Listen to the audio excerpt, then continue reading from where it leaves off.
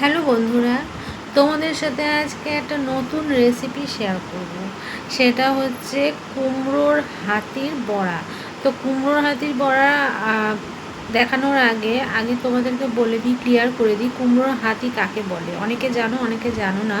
সেটা হচ্ছে কুমড়োর হাতি হচ্ছে কুমড়োর ভেতরে দেখবে একটা হলুদ রঙের শাঁস যেটা থাকে, যেটা আমরা ফেলে দিই, যেটার মধ্যে দেবে কুমড়োর দানা থাকে।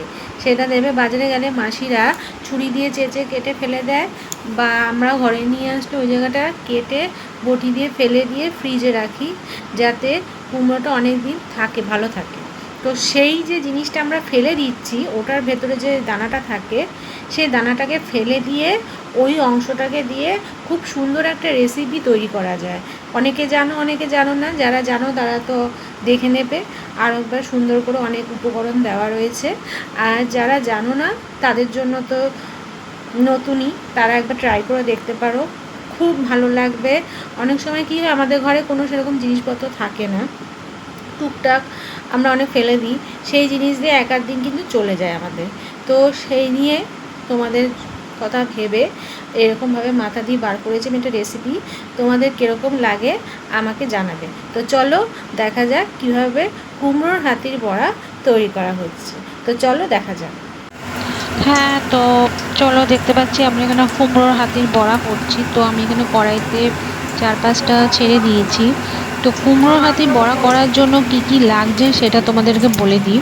তো কুমড়োর হাতিরগুলোকে প্রথমে কুচি কুচি করে বটি দিয়ে কেটে নিয়েছি। তার মধ্যে পেঁয়াজ কুচো দিয়েছি, ধনেপাতা কুচো, আদা রসুন বাটা, কাঁচা লঙ্কা কুচি, আর তার মধ্যে দেওয়া হচ্ছে সামান্য হলুদ গুঁড়ো, সামান্য জিরে গুঁড়ো, সামান্য লঙ্কার গুঁড়ো, সামান্য মিষ্টি, সামান্য নুন, আর দেওয়া হচ্ছে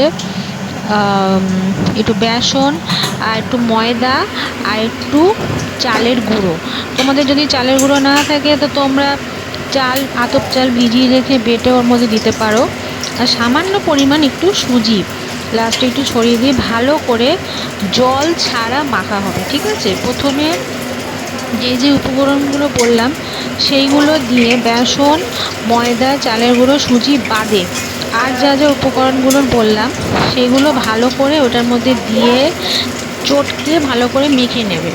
তার মধ্যে নুন আর তেল, নুন আর চিনিটাও দেওয়া হবে। চিনি কিন্তু সামান্য পরিমাণ দেবে, খুব বেশি না। তো চারদিকে চটকানোর ফলে জলও বেরোবে, তার ফলে কী হবে, জিনিসটা নরম হবে, এবং জল যেটা বেরোবে ওই জলেই তোমাদের কিন্তু মাখাটা হয়ে যাবে, এক্সট্রা আর জল লাগবে না। এবার যেই জলটা বেরোলে এবার তার মধ্যে তোমরা ওই বেসন, ময়দা সব কিছু দিয়ে ভালো করে মেখে নেবে। মেখে নিয়ে তার মধ্যে চালের গুঁড়ো বা চাল বাটা দিয়ে দেবে, আর সুজি দিয়ে বড়া তৈরি করে নেবে। দেখো বড়া তৈরি হয়ে গেছে, তোমাদেরকে দেখাচ্ছি খেয়ে, এবার দেখাচ্ছি তোমাদেরকে বড়া কীরকম খেতে হয়েছে। দারুণ মুচমুচে হয়েছে, ক্রিস্পি হয়েছে। তারপর তোমাদেরকে আমি প্লেটেও দেখাবো ভেঙে কীরকম হয়েছে। দেখো আমি রিভিউ দিচ্ছি কীরকম হয়েছে, দারুণ হয়েছে।